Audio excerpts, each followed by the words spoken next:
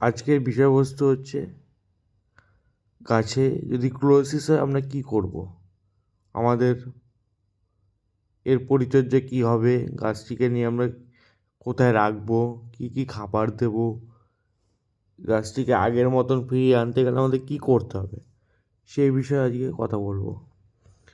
আমি magnesium sulphate 1 litre জলে 1 গ্রাম নিয়েছি, নিয়ে এখন গাছের পাতাতে স্প্রে করব। গাছের পাতাটা পুরো একদম ফ্যাকাশে টাইপের হয়ে গেছে, শিরা বেরিয়ে গেছে, সবুজের ভাব নেই। এই যে গাছে পুরো স্প্রে করে গাছটিকে পুরো ভিজিয়ে দেবো, এখন পুরো স্নান করিয়ে দিতে হবে গাছটাকে। আর একটা কথা হচ্ছে, এই গাছ কিন্তু রোদে রাখা যাবে না, একদমই ছায়াযুক্ত অঞ্চলে রাখতে হবে।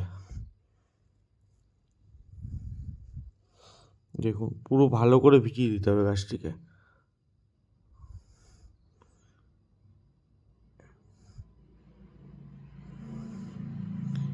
এটা হচ্ছে হিউমিক অ্যাসিড। এইটা 1 চামচ নিয়ে গাছের গোড়ায় দিতে পারেন, এবং চাইলে আপনি পাতাতেও স্প্রে করতে পারেন। আমি গোড়ায় দিয়েছি,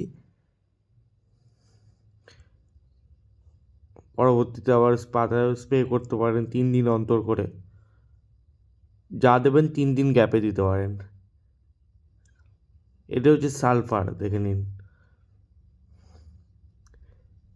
সালফারটা দিতে হবে, সালফারের ডেফিসিয়েন্সি তো হতে পারে, এটা অভাবে, সালফারের অভাবেও এরকম প্রবলেম হয়।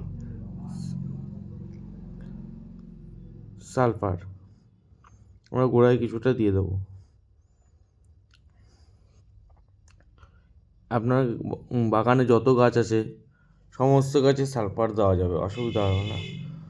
আমি মনে করি প্রত্যেক মাসে 1বার করে সালফার দেওয়া উচিত।